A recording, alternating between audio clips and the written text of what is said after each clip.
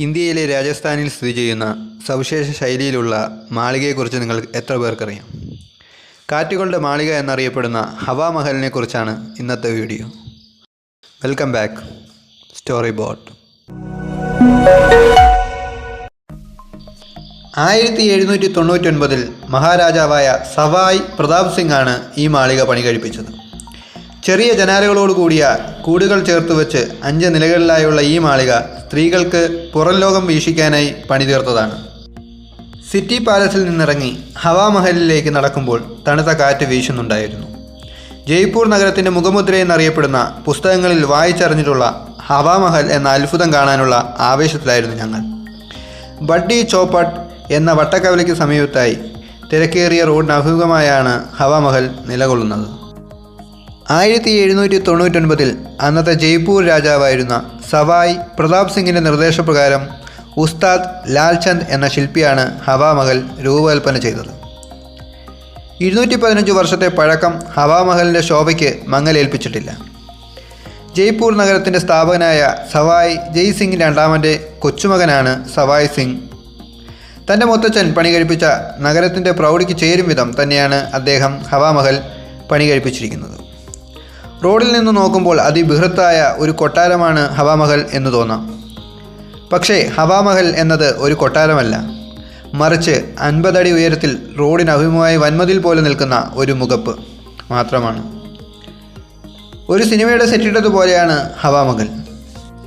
ഹവാ മഹലിൻ്റെ ഗംഭീരമായ മുൻവശത്തിന് പുറകിൽ തീർത്തും ലളിതമായ നടുമുറ്റങ്ങളും ഇടനാഴികളും ഒളിഞ്ഞിരിക്കുന്നു. ആഡംബരപൂർണമായ എന്നാൽ പ്രത്യക്ഷത്തിൽ ഉപകാരശൂന്യമെന്ന് തോന്നിപ്പിക്കുന്ന ഇത്തരമൊരു നിർവൃതി നടത്താൻ മഹാരാജ പ്രതാപ് സിംഗിനെ പ്രേരിപ്പിച്ചത് എന്താകാം എന്ന് ചിലർക്കെങ്കിലും സംശയം തോന്നാം. എന്നാൽ ഹവാ മഹലിലേക്ക് ഒന്ന് ശ്രദ്ധിച്ചു നോക്കിയാൽ ഈ സംശയത്തിന് ഒരു പരിധിവരെ ഉത്തരം ലഭിക്കും. ജരോഗ എന്നറിയപ്പെടുന്ന കൊച്ചു കിളിവാതിലുകൾ ഹവാ മഹലിൽ നിന്ന് പുറത്തേക്ക് തുറന്നിരിക്കുന്നു. 1ഉം 2ഉമല്ല, 1000ഓളം ജരോഗങ്ങളാണ് ഹവാ മഹലിനെ അലങ്കരിക്കുന്നത്. ഓരോ ജരോഗങ്ങളിലും അതിസങ്കീർണമായ വല പോലുള്ള കൊത്തുപണികൾ കാണാം. ജാലി എന്നാണ് ഇതറിയപ്പെടുന്നത്. ജരോഗങ്ങളുടെ പ്രത്യേകത, അകത്തുനിന്ന് നോക്കിയാൽ പുറം കാഴ്ചകൾ കാണാം, പക്ഷേ പുറത്തുനിന്ന് നോക്കിയാൽ ജാലകത്തിനുള്ളിലൂടെ അകത്തേക്ക് കാണാനാവില്ല. പർത്ത സമ്പ്രദായം അതികർശനമായി പാലിക്കാൻ വിധിക്കപ്പെട്ട രാജസ്ത്രീകൾക്ക് നഗരത്തിലെ മുഖ്യപാതയിൽ നടക്കുന്ന ഘോഷയാത്രകളും ദൈനംദിന പ്രവർത്തനങ്ങളും കണ്ടു രസിക്കാനുള്ള ഒരു സൂത്രപ്പണിയായിരുന്നത്രേ ഹവാ മഹലും അതിലെ ജരോഗങ്ങളും. അതിസുന്ദരികളും കുലീനകളായ രാജസ്ത്രീകളുടെ മുഖം അന്യപുരുഷന്മാർ കാണുന്നത് വിലക്കപ്പെട്ടിരുന്നു.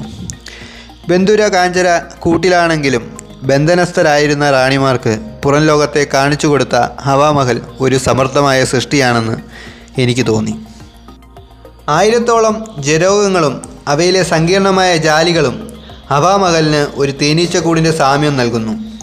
ഗോവിന്ദ്ജിയുടെ അഥവാ കൃഷ്ണ ഭഗവാൻ ഭക്തനായ മഹാരാജ സവായ് പ്രതാപ് സിംഗ് കൃഷ്ണൻ്റെ മകുടത്തിൻ്റെ ആകൃതിയിലാണ് ഹവാ മഹൽ പണി കഴിപ്പിക്കാൻ നിർദ്ദേശിച്ചതെന്ന് കഥയുണ്ട്.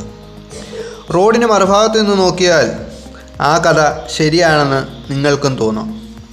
അങ്ങനെ നോക്കി നിൽക്കുമ്പോൾ ഹവാ മഹലിനകത്ത് കടന്ന് ആ ജരോഗങ്ങളിലൂടെ പുറത്തേക്ക് നോക്കാൻ ആഗ്രഹം തോന്നും.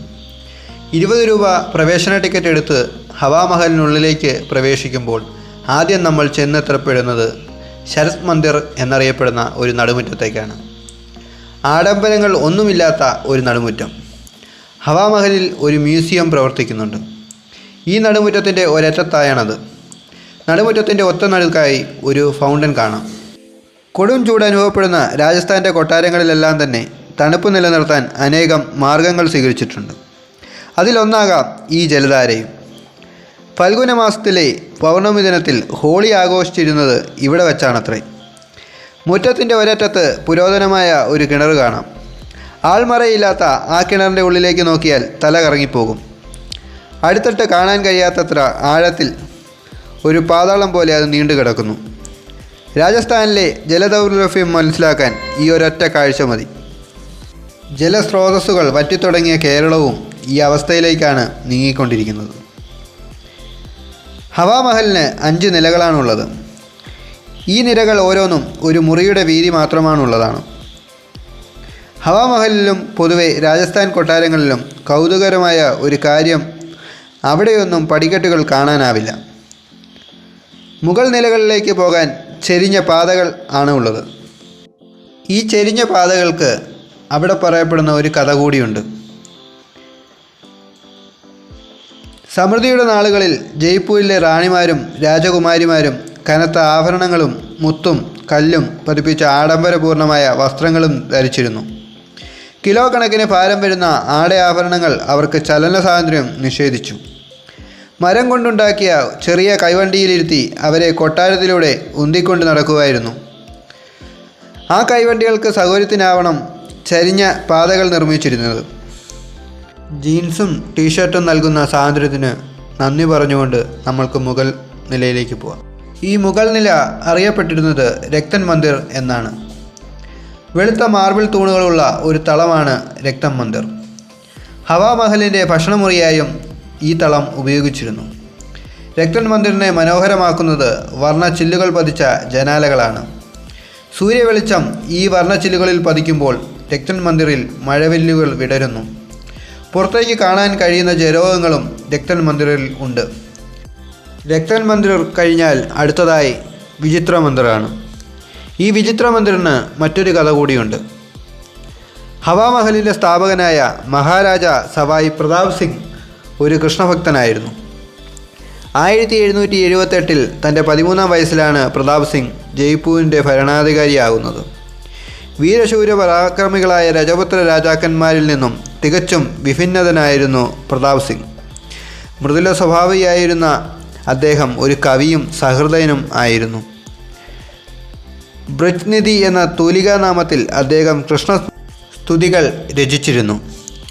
പ്രതാപ് സിംഗ് തൻ്റെ പ്രാർത്ഥനയ്ക്കായി ഉപയോഗിച്ചിരുന്നത് വിചിത്ര മന്ദിർ ആയിരുന്നു. ഭരണസമ്മർദ്ദങ്ങൾ താങ്ങാനാവാതെ വരുമ്പോൾ പ്രതാപ് സിംഗ് ഹവാമഹലിലെത്തി കവിതാരചനയും പ്രാർത്ഥനയുമായി ആശ്വാസം കണ്ടെത്തിയിരുന്നു.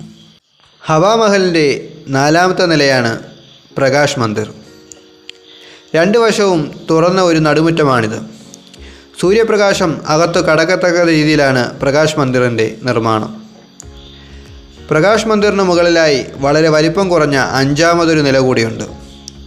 ഹവാ മന്ദിർ എന്നാണ് ഈ നിലയുടെ പേര്. കഷ്ടിച്ച് 10 പേർക്ക് നിൽക്കാവുന്ന വലിപ്പമേ ഹവാ മന്ദിർ എന്ന ഈ ഭാഗത്തിനുള്ളൂ. ഇടുങ്ങിയ ഒരു കോണിപ്പടിയിലൂടെ വേണം ഹവാ മന്ദിറിൻ്റെ ഉച്ചിയിലെത്താൻ.